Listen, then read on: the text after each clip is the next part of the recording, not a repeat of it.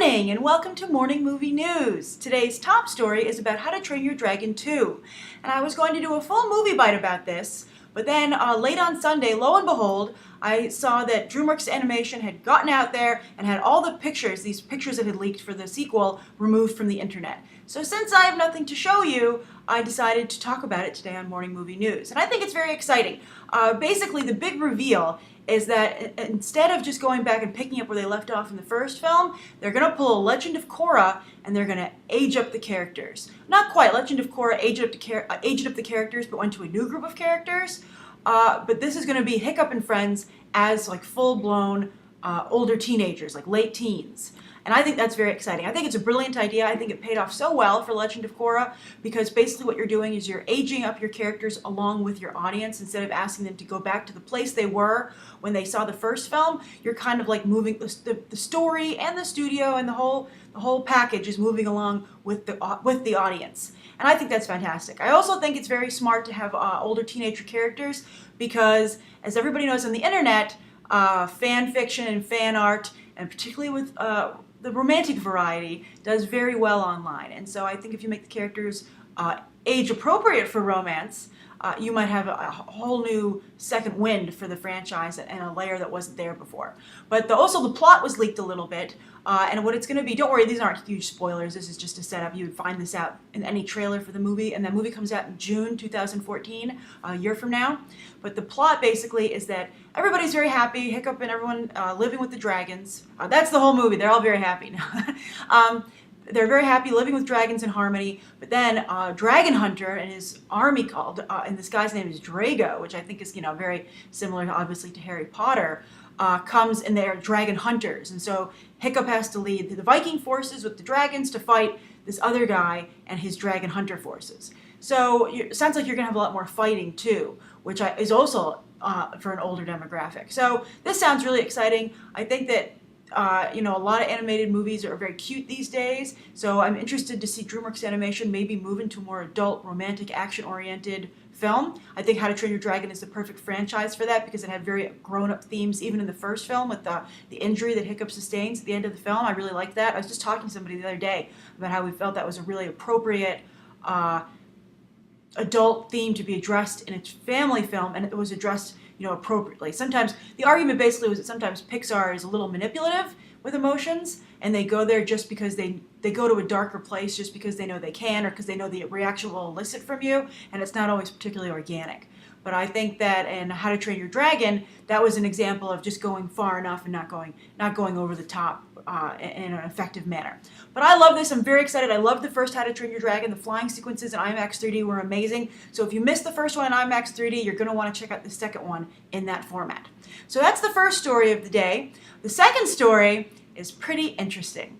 So late yesterday, it was made official. Jeff Robinov is not coming back to Warner Brothers. Warner Brothers upped 2 internal personnel. One and the big person who's going to overlook movies is Toby Emmerich, who is the head of Nolan, and he's going to continue actually a little bit in that position, but just add on the duties of overlooking the rest of the Marvel slate. I think that Toby Emmerich's, he doesn't have nearly the track record that Robinov does. His biggest claim to fame is the Lord of the Rings films, which obviously is a great claim to fame, but that's it. That's just, and everything else is, some horror films, more genre, more B-level films than I think the tentpole blockbuster pictures and, of course, the Oscar winner Argo that Robinov put out. But this is where the story gets really interesting. A number of you, when I broke this news last week, you said, "Oh, wouldn't it be amazing if Nolan went over to Marvel now?" And of course, that's not going to happen. But you kind of got your wish because there's heavy speculation that Robinov is going to go to Fox, and we all know that Fox has a lot of Marvel properties that they are completely driving into the ground. So it would be just fantastic for the studio, and Fox really wants Robinov largely because of the talent he would bring.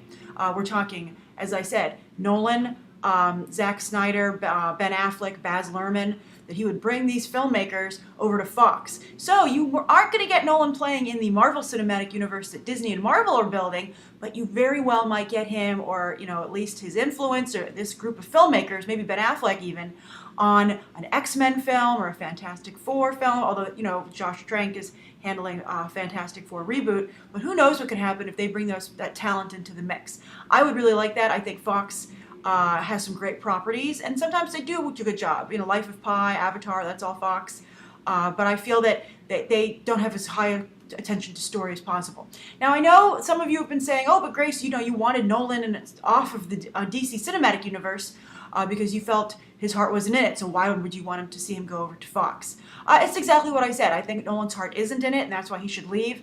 I think that does not detract from my thinking that Nolan is a talented filmmaker. I just feel that if someone isn't going to put all their creative energies into something, they should get out of the way.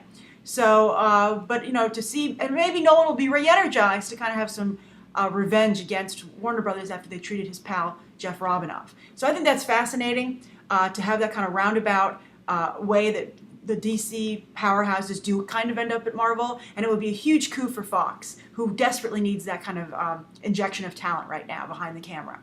The other side note on this story, also developing, is that Legendary Pictures, which was really a big partner with Robinov, even though they didn't really, Thomas Tull, I interviewed him on the red carpet for Man of Steel, even though he didn't really get along very well with Jeff Robinov, they were working together there, and Legendary Pictures produced all of the Batman, all the DC Cinematic Universe movies you've liked. Legendary was behind it. They're also behind Pacific Rim.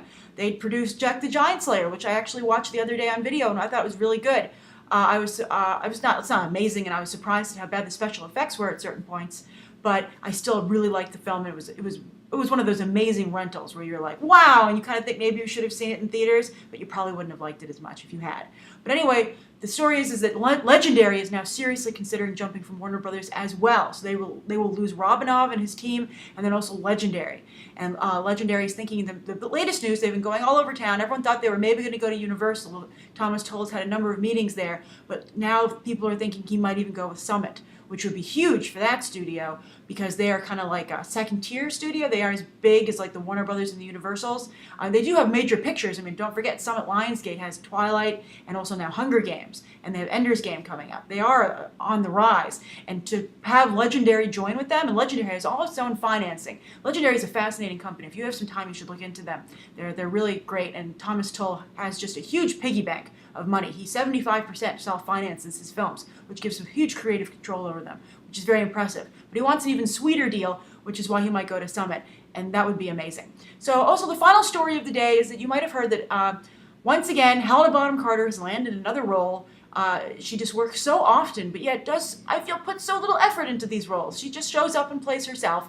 This time, I feel she's hugely miscast. She's been added to Disney's Cinderella, darker Cinderella reimagining, with Cate Blanchett as the evil stepmother, and Helena Bonham Carter will be the fairy godmother. And I just am so not excited about it because I can tell you right now what Helena Bonham Carter is going to do in the role. I just don't understand there was a period of time I really liked her. I really liked her in Alice in Wonderland as the Red Queen. I think she does a nice job sometimes, but it's like a little like Johnny Depp. You just get so tired of the same thing that you just don't want to see it anymore. So I think that's a major strike against this Disney Cinderella, and so I hope that they can kind of pull out of it, but that's a big strike against it for me. So not a lot of questions for today's episode that were asked for, because a lot of you were really, the hot button topic of yesterday was surprisingly not Jim Carrey. A lot of people talked about that, but a lot of you really were invigorated about this discussion about whether or not Johnny Storm the race should be changed and Michael B. Jordan should play him and turn the character into a black character. And I said yesterday, you can check out my video, I said that I felt that I was actually against that, and because I felt that it would take focus away from the story. And a number of you, a lot of you agreed with me, but there was a small contingent that was like, oh, Grace, but you're always talking about diversity. How could you be against an interracial relationship for Reed Richards and Sue Storm and bringing diversity to the Fantastic Four? I think that, just because I'm for diversity doesn't mean I'm blindly for it in every scenario. I think sometimes it's appropriate. I think sometimes it's not. For instance, as someone pointed out yesterday, I'm very in favor of Jamie Foxx's Electro, and I thought Lawrence Fishburne was really great as Perry White. I didn't like how the character was written. I thought there was a huge character flaw that he didn't want to, he didn't want to report a major story, even though he was a journalist. But I thought he did a great job in the role, and I thought that was something that was great for the role and reinvigorated it. And it needed that.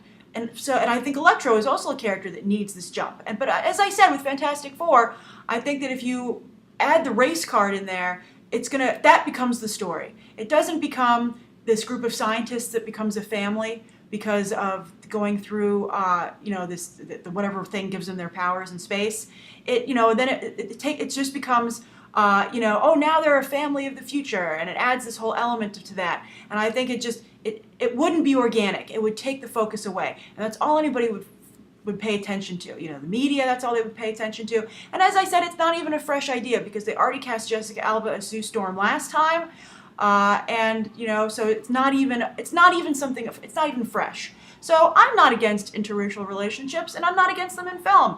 I have no problem with them whatsoever. I just feel here it doesn't work, and I think that it takes away from the core story of the Fantastic Four. And while I'm all for racial diversity, I think this is a great opportunity to do something with age diversity. As I said, I think that it's important for all of us who are promoting diversity to not always go to the same place. It shouldn't always just be about race. I think that's very important. I think we should never lose sight of that. But let's not forget to also change genders, to change I would love to see sometimes a male character change to female. That would be really refreshing. So I would love to see that. I would love to see, as I said yesterday, socioeconomic. So I would please ask you, I'm a huge proponent of diversity, but as I said, I'm not going to just do it every time just for that sake. So I would hope that you would also take that into mind as well. So thanks for allowing me to clear that up. I hope you enjoyed today's episode of Morning Movie News, and stay tuned for more episodes later today, and write down questions you'd like answered tomorrow and any topics you might want covered. Thanks for watching. Bye.